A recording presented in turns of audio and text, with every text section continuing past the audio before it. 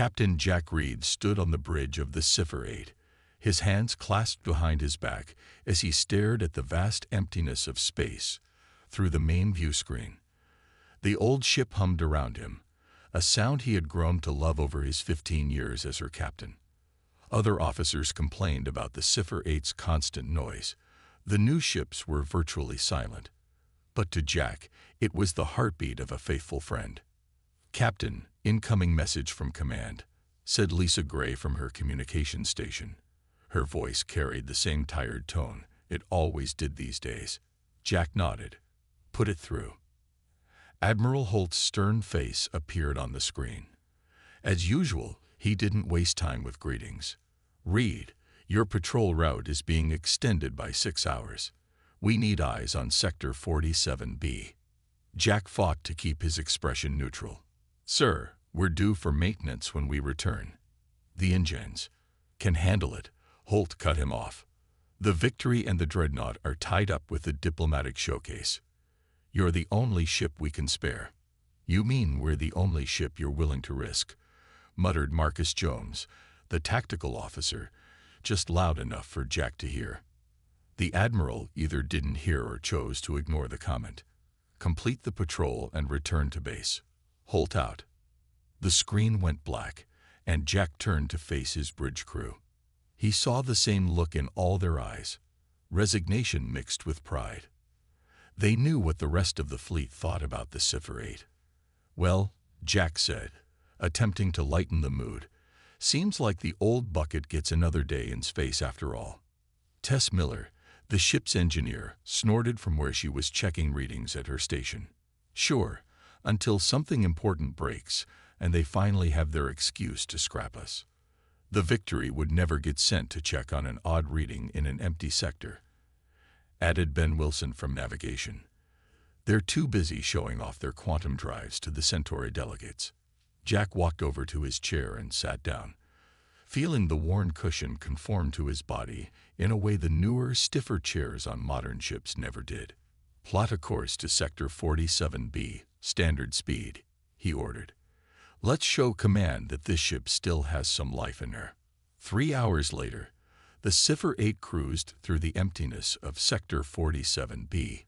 It was a largely unmapped region of space, far from the busy shipping lanes and colony worlds. Perfect for an old ship no one would miss if something went wrong. "Anything on sensors?"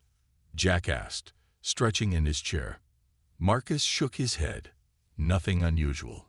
Just the usual space dust and background radiation." "Keep looking," Jack said. "Command wouldn't send us out here for nothing."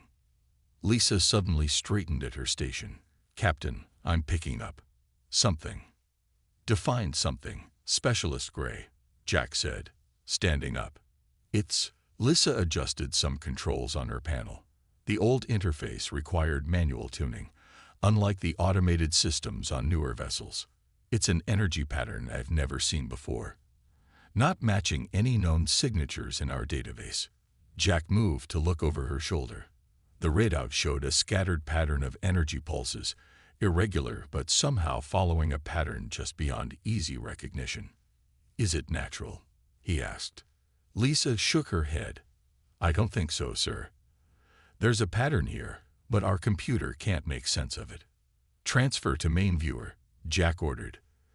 The view screen filled with a visual representation of the energy pattern, dancing lines of blue and green against the black background. It was beautiful in its way, like watching a strange cosmic lightning storm. "Ben, take us closer, half impulse," Jack ordered. "Marcus, keep weapons on standby, just in case."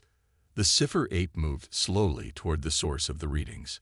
As they approached, the ship's aging sensors began to pick up more details. "Sir," Marcus called out, "I'm getting some unusual readings on the peripheral bands." Jack turned. "What kind of readings?" Marcus looked confused. "It's on frequencies we normally filter out. Background noise. But there's definitely something there." Tess joined them from her engineering station. "The newer ships wouldn't even detect this," she said, studying the readings. "Their filters are too good, automatically screening out what they consider irrelevant data. But our old girl here still sees it all, Jack said with a touch of pride. Captain, Ben called from navigation. I've pinpointed the source. It's coming from within that nebula cloud at coordinates 227 Mark 089.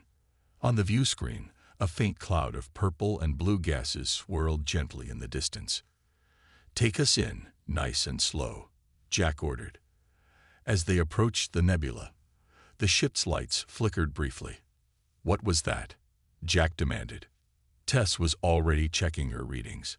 Some kind of energy field. It's affecting our power systems, but nothing critical. Would it affect the newer ships the same way? Jack asked. Tess thought for a moment. Maybe worse. Their systems are more sensitive to energy fluctuations. Our old circuits can take a bit more abuse. Jack nodded. Proceed, but with caution. The Cipher-8 pushed gently into the nebula cloud, its hull parting the cosmic gases like a boat through water. The view screen filled with swirling colors, making it hard to see what lay ahead. Switching to sensor overlay, Ben announced, and the view screen cleared somewhat, showing a computer-enhanced view of their surroundings. Holy, Marcus whispered. There, hidden within the heart of the nebula, was a massive structure.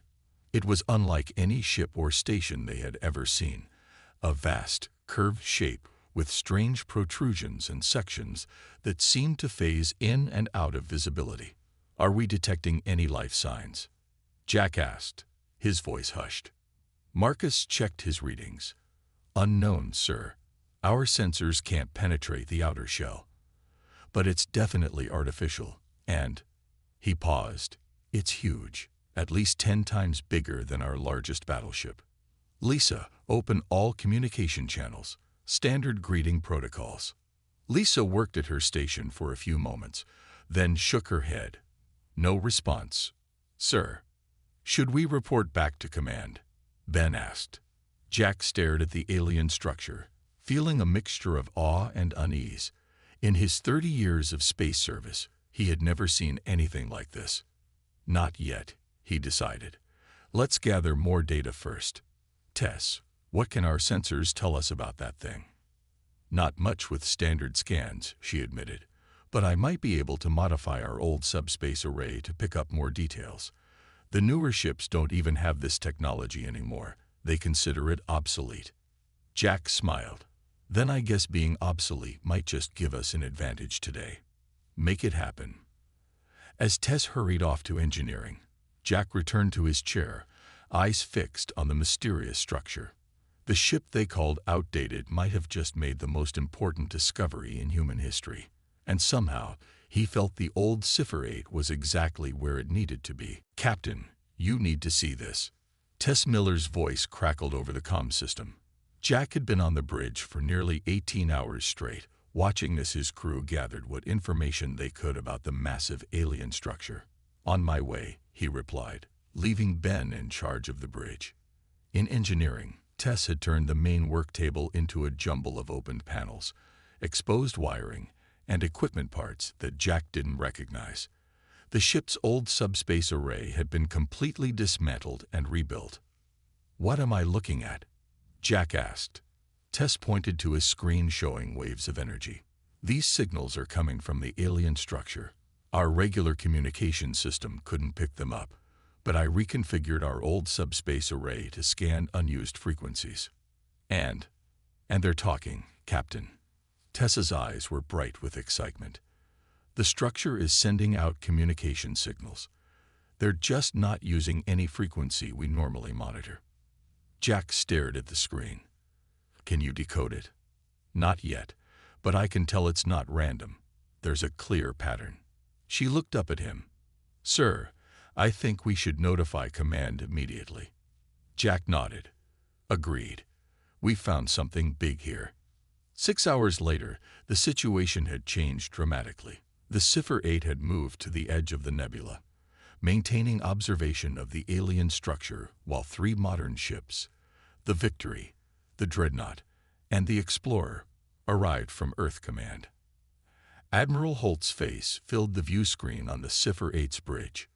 Good work finding this. Reed. We'll take it from here. Return to base for your scheduled decommissioning. Jack frowned. Sir, with respect, we've been studying this structure for a full day.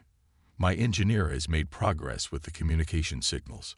The Explorer has the most advanced translation systems in the fleet, Holt interrupted. Captain Williams has already begun first contact protocols. As if on cue, Lisa called out from her station.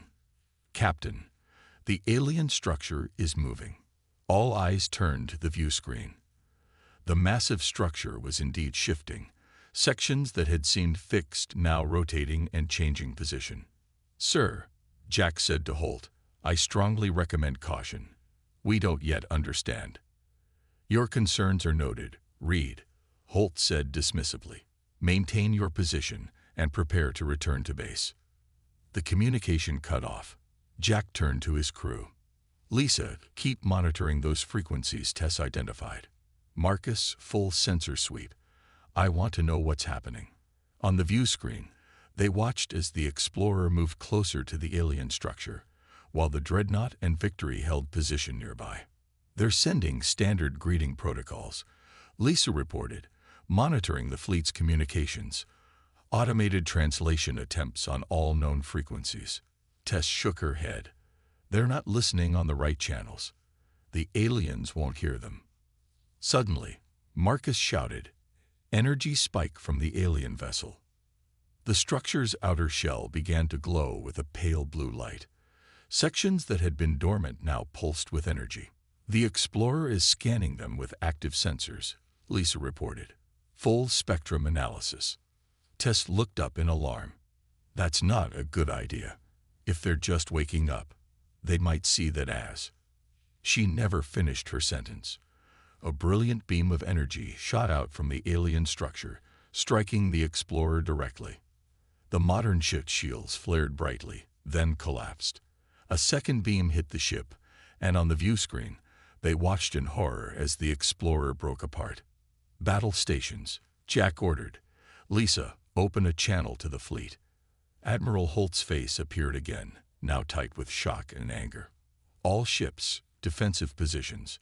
Prepare to engage hostile alien vessel. Admiral. Jack cut in. Wait. We don't know if they intended hostility. The Explorer was using active scans. They might have perceived it as a threat. That thing just destroyed one of our ships. Holt shouted. The Dreadnought and Victory are engaging. On screen, the two battleships moved in, firing their advanced weapons at the alien structure. Their energy torpedoes struck the outer shell, creating ripples across its surface but appearing to do little damage. Admiral, please, Jack tried again. Let us attempt communication first. Tess has. Another flash of light cut him off as the alien structure fired again, this time at the Dreadnought. The modern ship's quantum shields held for a moment before collapsing, and the ship veered off, clearly damaged. All ships retreat. Holt ordered. Fall back to Rally Point Delta. That includes you, Cipher-8. The Victory turned and accelerated away, its advanced drives quickly taking it out of the nebula. The damaged Dreadnought limped after it. Sir. Ben looked at Jack, waiting for orders. Jack stared at the view screen, where the alien structure now pulsed with energy, sections rotating faster than before. It was fully awake now, and apparently hostile. Why aren't they firing at us? Marcus wondered aloud. Tessa's eyes widened. The sensors. Modern ships use active scanning as standard procedure. It's automatic when they approach an unknown object. Our old sensors are passive only. They're not seeing us as a threat, Jack realized. Lisa, are you still monitoring those communication frequencies? Yes, sir. There's increased activity now. Captain, Marcus cut in. The alien structure is moving. It's leaving the nebula. On the view screen, they watched as the massive ship began to move with surprising speed, heading in the direction the Earth ships had fled. They're going after our fleet, Jack said grimly, and we're the only ones who might be able to talk to them. He straightened in his chair. Ben, maintain distance, but follow them. Tess, get back to engineering and keep working on those communications. We need to find a way to talk to them before they reach our forces.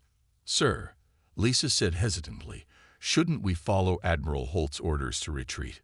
Jack looked at each of his crew members in turn. Right now, we might be humanity's only chance to prevent a war. The modern ships can't communicate with this alien vessel, and they've already shown they can't defeat it in battle. But us. He patted the worn armrest of his captain's chair. Our outdated technology might just be our greatest advantage. Tess nodded firmly. I'll keep working on the translation, and I'll keep us at a safe distance, Ben added. Marcus and Lisa both nodded their agreement. Then it's settled, Jack said. The ship they called outdated is going to save the fleet. If we can just figure out how to say hello to a species that's already decided to shoot first. They're not listening to us, sir. Admiral Holt's face on the view screen was red with anger. It had been 12 hours since the destruction of the Explorer and the retreat of Earth's modern fleet. The Cipher-8 had been sending regular updates to command while maintaining a safe distance from the alien vessel. With all due respect, Admiral, Jack said calmly, they can't hear what our modern ships are saying. They communicate on frequencies we stopped using 50 years ago. That's impossible, Holt dismissed. Our communication systems cover all useful frequencies. Keyword being useful, sir. Tess cut in from where she stood behind Jack. What we consider useless background noise, they seem to use for communication. The Admiral's frown deepened. And you expect me to believe your outdated ship can talk to them when our most advanced vessels can't? I'm not saying we can talk to them yet, Jack clarified. But we're the only ones who can hear them. And they haven't attacked us, which is a good start. Return to base immediately, Holt ordered. The defense fleet is regrouping. We're bringing in every battleship we have. Sir, if you attack again, more ships will be lost, Jack warned. Give us time to establish communication. That's an order, Captain Reed. Jack exchanged glances with his crew. Then he straightened his shoulders and looked directly at the Admiral. I apologize, sir, but we're experiencing communication difficulties. Your transmission is breaking up.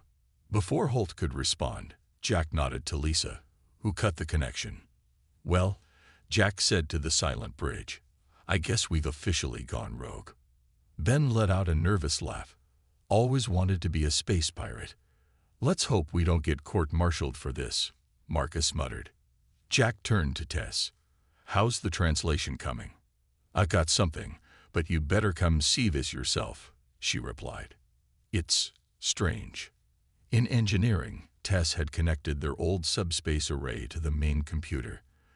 The screen showed patterns of light and sound that pulsed in regular sequences. I've been recording all their transmissions, she explained. At first, I thought it was a language, but now I think it's more like computer code. They're machines? Jack asked. No, I don't think so. But they use technology in a way that's very different from us. She pointed to a section of the display. See this pattern? It repeats every 87 minutes exactly. I think it's some kind of identification signal. Like a name? Maybe. And here's the really interesting part. Tess tapped some controls, and a new pattern appeared. This is from our historical archives. It's a communication protocol Earth ships used almost 200 years ago, during the early days of space exploration. Jack stared at the patterns. They were similar, not identical, but clearly related. You're saying they communicate like we did 2 centuries ago? Tess nodded excitedly. Our oldest systems are closer to their technology than our newest ones. That's why the modern ships can't talk to them. They've advanced past the point of compatibility. Jack rubbed his chin thoughtfully. So what are they saying? I'm still working on that, but I've managed to piece together some basic information. Tess pulled up a different screen. They call themselves the Vorn, and from what I can tell, they've been in some kind of hibernation or stasis for thousands of years. Thousands of years, Jack repeated in disbelief. Why? They were running from something, Tess said grimly. Something that scared them enough to hide an entire civilization. Back on the bridge, Jack shared what they had learned with the rest of the crew. So these Vorn wake up after thousands of years, and the first thing they see is our ships scanning them with technology they don't understand, Lisa said. No wonder they attacked. They must have thought their enemy had found them, Marcus added. Jack nodded. Exactly. And now our fleet is preparing to attack them with everything we've got, which will only confirm their fears. What can we do? Ben asked. Command won't listen to us. Jack paced the bridge, thinking. Finally, he stopped and faced his crew. We need to create a translation matrix, something that can convert our modern language into a form they'll understand, and vice versa. Tess, can you do it? With our current systems? Tess considered. Maybe. The Cipher-8's computer is old, but it's flexible. The newer ships are more powerful, but too specialized. How long will it take? A few hours, if I can get help. She looked at Lisa. I need someone who understands communication protocols. Lisa nodded. I'm in. Good, Jack said. Ben, keep us at a safe distance but within communication range. Marcus, I want constant sensor suites. Let me know if the Vorn ship changes course or if our fleet approaches. As his crew moved to their tasks, Jack stared at the view screen where the massive Vorn vessel glided through space. It was heading directly toward Earth's main defense station. We're running out of time, he murmured. 3 hours later, Tess and Lisa called the bridge. We've got something, Captain, Tess reported, her voice tired but excited. We've created a basic translation program using the Cipher-8's old computer systems. It's primitive, but it should work. Can we send a message? Jack asked. Yes, but there's a problem, Lisa added. The transmission needs to be sent on exactly the right frequency with precise timing. If we're off by even a little, they won't receive it correctly. What do you need? We need to get closer, Tess said. Much closer. Jack considered this. Getting closer to the Vorn ship was dangerous. They had already shown what they could do to Earth vessels. How close? Within 10 kilometers. The bridge fell silent. 10 kilometers in space terms was practically touching. Sir, Marcus said quietly, if they decide we're a threat at that range. Jack nodded. We'll be destroyed before we can blink. He stood up from his chair. But if we don't try, Earth will attack, and the Vorn will retaliate. Millions could die. He looked at each crew member in turn. I won't order anyone to do this. It's too dangerous, and we're already disobeying direct orders. If any of you want to take an escape pod back to Earth, I'll understand. Ben spoke first. My family's on Earth, Captain. If that thing reaches them. He shook his head. I'm staying. The Cipher-8 is the only home I've got, Marcus added. I'm not leaving. Lisa and Tess voiced similar sentiments from engineering. Jack felt a surge of pride. This was why he loved this old ship and its crew. They might be considered outdated by command, but they had courage that no modern technology could replace. All right then, he said, returning to his chair. Ben, set a course to intercept the Vorn vessel. Tess, Lisa, get that translation program ready. And if it doesn't work? Marcus asked. Jack gripped the worn armrests of his captain's chair. Then the last thing the Cipher-8 will do is prove just how valuable an outdated ship can be. Distance to Vorn vessel. 12 kilometers and closing. Ben's voice was steady as he guided the Cipher-8 toward the massive alien ship. On the view screen, the structure loomed larger than ever, its strange architecture becoming clearer as they approached. Any reaction? Jack asked, his fingers tapping nervously on his armrest. Marcus shook his head. No change in their energy readings. I don't think they see us as a threat. Or they're just waiting for us to get closer before they blast us, Ben muttered. 10 kilometers, Lisa announced from her station. We're in range. Jack took a deep breath. Tess, are you ready in engineering? As ready as we'll ever be.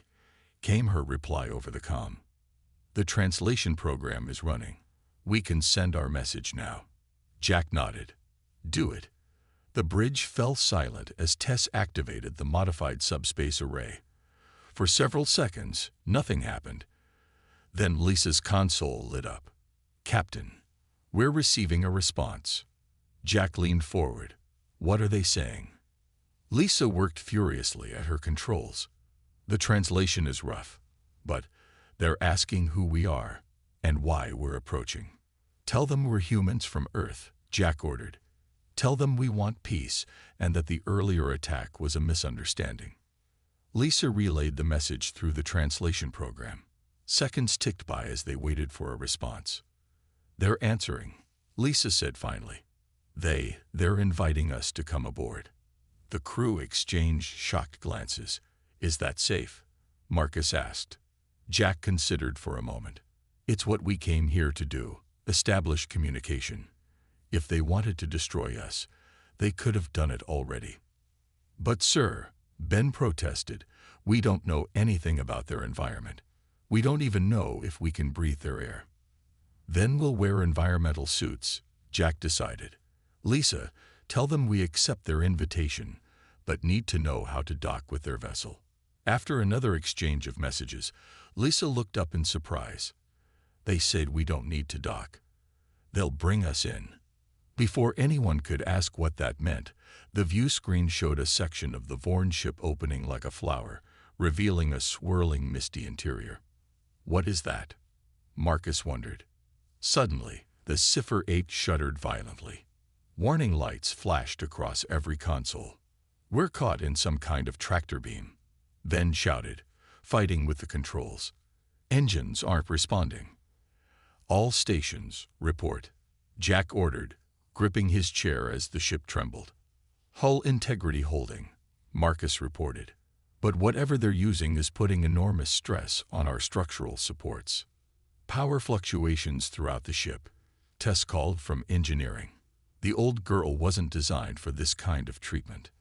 The Cipher-8 was being pulled inexorably toward the opening in the Vorn vessel. As they watched, the misty interior grew closer and engulfed them. "We're inside," Ben announced unnecessarily, as the view screen showed nothing but swirling, colorful gases. The shaking stopped as suddenly as it had begun. The Cipher-8 now floated in what appeared to be an enormous chamber filled with a thick, fog-like substance.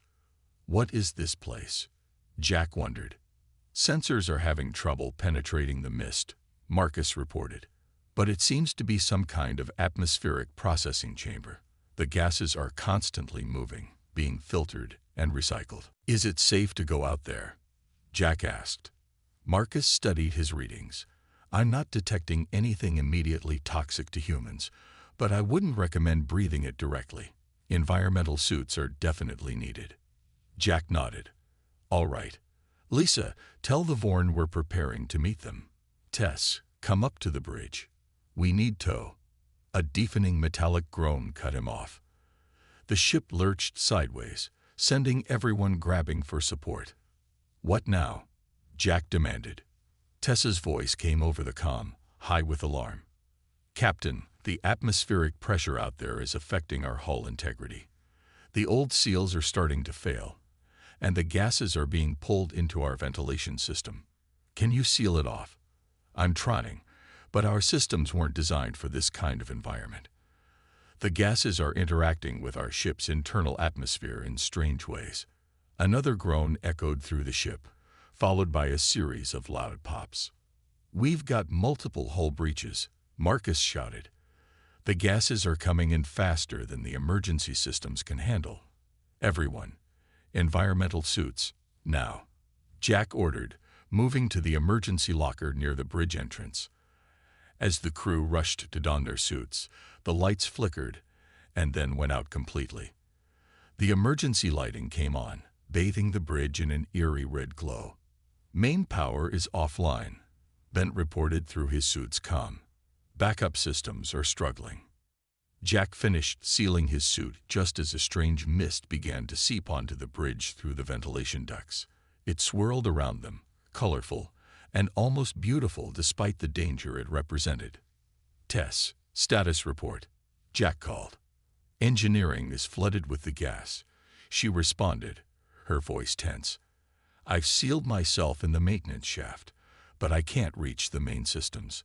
The ship is being physically altered by this atmosphere." "Altered? How?" "The metal is changing, becoming porous in some places, hardening in others. It's like the gas is reshaping our ship to fit their environment." Jack looked around at his suited crew on the bridge. "Lisa, can you still communicate with the Vorn?" Lisa nodded inside her helmet. "I think so, if the translation equipment is still working." "Ask them what's happening to our ship." After a tense minute of work at her station, Lisa looked up. They say they're adapting us. They thought our ship was a living organism, like theirs. They're trying to help us breathe their air." "Tell them they're killing us," Jack said urgently. "Explain that we need our ship intact to survive." Another exchange of messages followed. Then Lisa's eyes widened behind her faceplate. "They didn't understand that we're separate from our vessel," she reported. "In their culture, ships and crews are one integrated life form. They're apologizing. They say they'll try to stabilize our ship, but it's already partially integrated with their atmospheric system." "What does that mean for us?" Ben asked. Jack looked out the view screen at the swirling gases that surrounded them. The Cipher-8 was literally suspended within the alien vessel's atmosphere, lost in air, as their mission designation had ironically predicted. "It means," he said slowly, "that we're not going anywhere until we figure out how to communicate better with our hosts." He turned to Lisa. "Tell them we need to meet face to face, if they have faces. Tell them we need to understand each other if we're going to prevent a war." As Lisa worked on the message, Jack stared out at the colorful mist that was slowly reshaping their ship. The Cipher-8 was becoming part of the alien vessel, not destroyed, but transformed. In a strange way, it was fitting. Their outdated ship was finding a new purpose, becoming a bridge between two very different worlds. Now they just had to hope that bridge would hold long enough to save both species from destruction. "The Earth fleet will be here in 6 hours. Marcus's voice was grim as he studied the long-range scanner readings. 3 days had passed since the Cipher-8 became embedded within the Vorn vessel. In that time, the crew had worked tirelessly to improve communication with their alien hosts, while simultaneously trying to report back to Earth Command. Jack nodded, his face tired behind his helmet visor. They had established a command center in the mess hall, the only room on the ship that still had reliable power and life support. The rest of the Cipher-8 had been transformed by the Vorn atmosphere, with some sections now completely inaccessible. "How many ships?"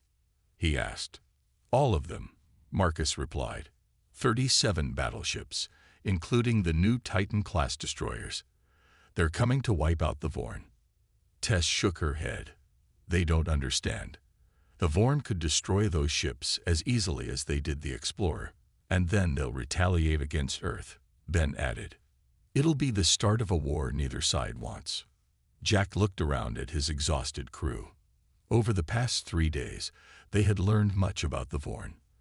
The aliens were indeed an ancient species, one that had fled from a terrible enemy thousands of years ago. They had placed themselves in stasis, hiding in the nebula until it was safe to emerge. "Lisa, how's our communication with the Vorn coming along?" Jack asked. Lisa looked up from her portable console. "Better. Their representative, the one they call the Speaker, has been very patient with us. I think they're starting to understand our perspective. And we're understanding theirs," Tess added. "Their technology is incredible. It's based on principles we abandoned centuries ago, but they've developed it far beyond anything we ever imagined." Jack nodded. "We need to convince the fleet to stand down, but Admiral Holt won't listen to us. Not after we disobeyed orders." He paced the small room, thinking hard. "We need proof. Something that shows the Vorn aren't our enemies." "What about the historical records?" Ben suggested. "The ones the Vorn showed us about their enemy." Jack stopped pacing. That's it. If we can show Earth Command that the Vorn were fighting the same enemy that attacked our deep space colonies last year. The Shadowers, Marcus said with a shudder. Everyone knew about the mysterious attacks on Earth's furthest colonies. Ships and stations had simply vanished, with only strange energy readings left behind. The Vorn called them the Devourers, Lisa said. Different name, same enemy. They've been running from them for thousands of years. And now they're in our part of space, Jack said. The Vorn might be our only chance to fight them effectively. Tess looked up suddenly. Captain, I have an idea. But it's risky. At this point, I'm open to anything, Jack replied. The Vorn atmosphere that's merged with our ship, it's not just gas. It contains nanomachines, tiny computers that share information. It's how their ships communicate internally. She took a deep breath. If we could integrate our computer systems with the Vorn atmosphere, we could create a shared historical database. Lisa finished, catching on immediately. A way to show both sides the truth. But that would mean allowing the Vorn atmosphere full access to our systems, Marcus warned. It could destroy what's left of the ship. Jack looked around at the transformed mess hall. The Cipher-8 was already half Vorn now anyway. Do it, he decided.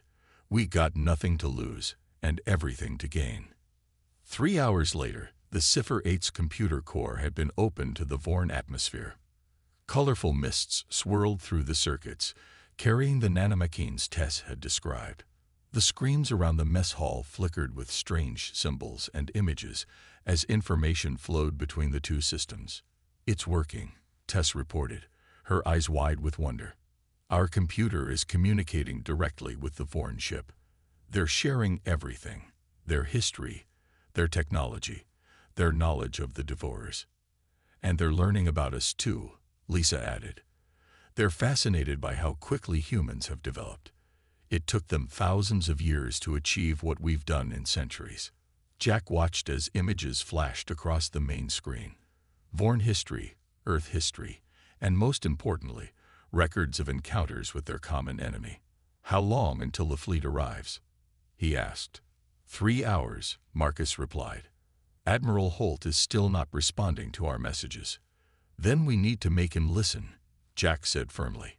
Lisa, can the Vorn move their vessel closer to Earth's defense perimeter without appearing threatening? Lisa consulted with the Vorn speaker through their new integrated communication system.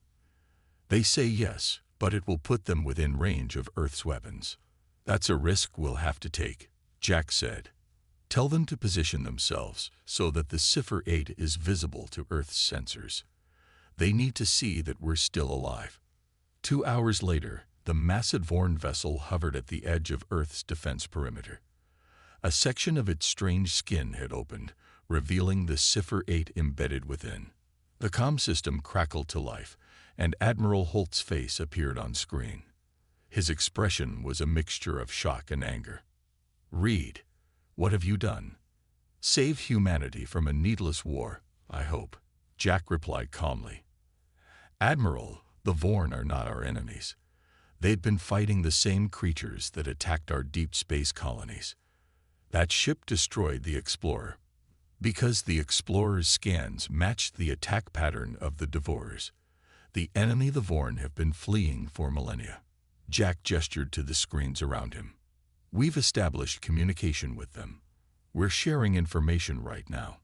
Holt's eyes narrowed suspiciously. Your ship appears to have been absorbed by the alien vessel. Integrated, not absorbed, Jack corrected. The Vorn don't think of ships and crews as separate entities. When they brought us aboard, they were trying to help us adapt to their environment. And why should I believe any of this? Jack nodded to Lisa, who transmitted the shared database they had created. See for yourself, Admiral.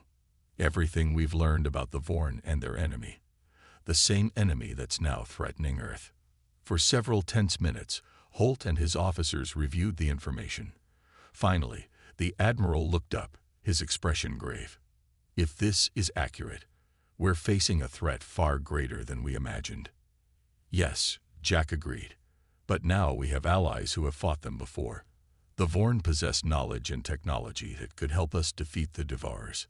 Holt was silent for a moment longer. Then he nodded shortly. I'm ordering the fleet to stand down. We'll establish a proper diplomatic channel with the Vorn. Relief washed over Jack and his crew. They had done it. 1 month later, Jack stood in a special docking bay on Earth's main station. Through the viewing window, he could see the Cipher-8, forever changed by its encounter with the Vorn. The old ship now served as a permanent link between human and Vorn technology, a bridge between worlds. Admiral Holt approached, looking uncomfortable but determined. The Joint Chiefs have reviewed your actions, Captain Reed, he said formally. While you disobeyed direct orders, your actions prevented a war and established first contact with a valuable ally. Jack waited, expecting a reprimand despite the positive outcome. Instead, Holt handed him a datapad. These are your new orders.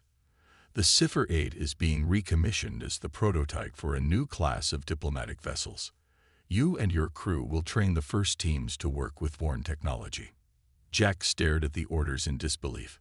Sir, I thank you. Holt almost smiled. Don't thank me yet. You've got a lot of work ahead of you. He glanced at the transformed ship. Who would have thought that outdated piece of junk would end up being our most valuable asset? Jack did smile, thinking of his loyal crew and their faithful old ship. Sometimes, Admiral, being outdated just means you remember things others have forgotten. As Holt walked away, Jack turned back to the viewing window. The Cipher-8 gleamed under the station lights, half Earth technology, half Vorn, neither obsolete nor cutting edge, but something entirely new, a perfect symbol of how looking to the past could sometimes be the best way to secure the future.